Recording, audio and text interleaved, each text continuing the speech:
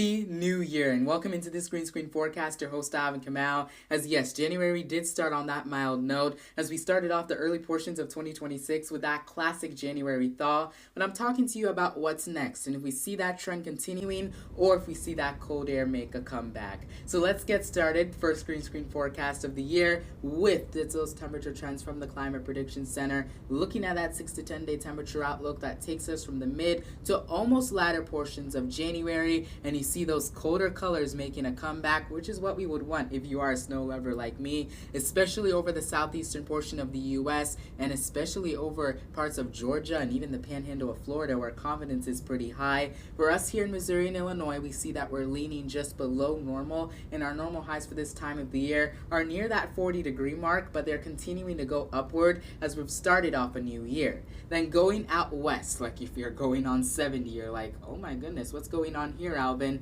You see those above normal temperatures and what is a western ridge of high pressure that is going to dominate, keeping areas out to the west a bit milder and warmer, but also drier. And if you've been keeping an eye on the weather lately, you've noticed that the western portion of the U.S. has been a whole lot wetter and they deserve a break from the rain. So we'll see how long that lasts. Not saying that's going to last for a long time, but we have to keep an eye on this warmer ridge of high pressure to see how far east it can make its way into our region. And I don't like when I say that, so trust me, because I would love the colder air to stay here for a while. But looking at that 8 to 14 day temperature outlook, there are some model guidance that shows us that the warmer air could make a comeback into our region. Again, the confidence isn't so high at the moment because other model guidance do show the colder air dominating, especially over the eastern portion of the U.S., where it looks like I think we're going to win with those near to slightly below normal temperatures. And if we can get that to just stay a little bit further out to the west, we can be slightly colder and hopefully increase our confidence that anything that falls from the sky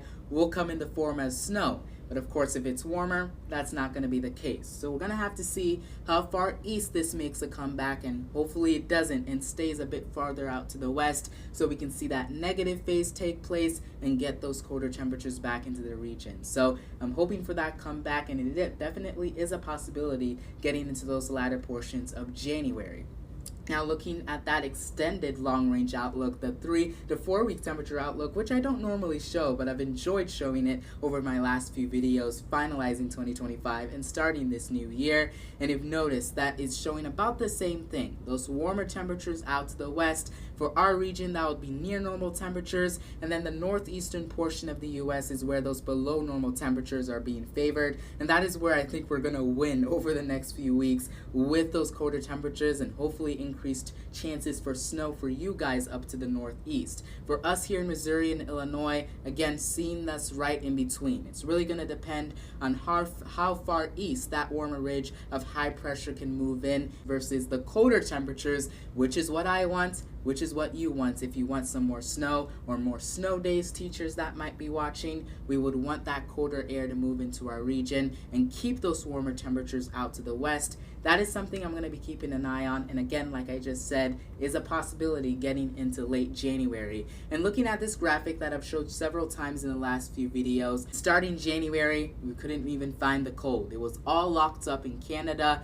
That was the positive phase, and the warmer temperatures were impacting a good portion of the country, while the negative phase is what we're starting to see in the model guidance and what the Climate Prediction Center is hinting at, where we could see it disrupt or get a disruption to the polar vortex and get the colder temperatures to move in, specifically over the eastern portion of the U.S., while the warmer temperatures stay out to the west. But also we'll have to keep an eye on, even at the same time, where the warmer air does surge up to the north. And so while that graphic does show that, we've seen most of our temperature trends, especially looking long range, showing us those warmer temperatures out to the west, while those below normal temperatures stay out to the northeast. So we'll see how this influences us and snow lovers, and fingers crossed we can keep that western ridge out to the west so that we can deal more with a negative phase getting into those latter portions of January 2026. But that does it for my first Green Screen Forecast of the year.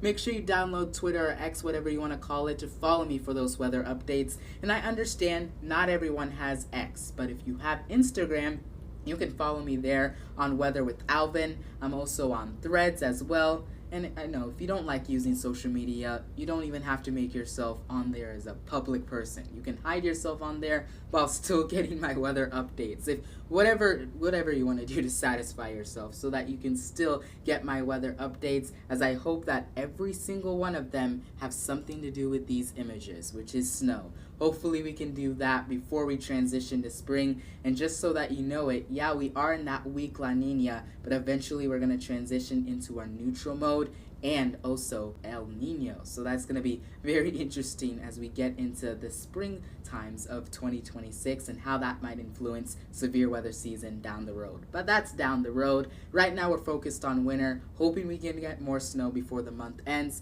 and hopefully we do, snow lovers. And until then, I hope you have a great start to your week, St. Louis.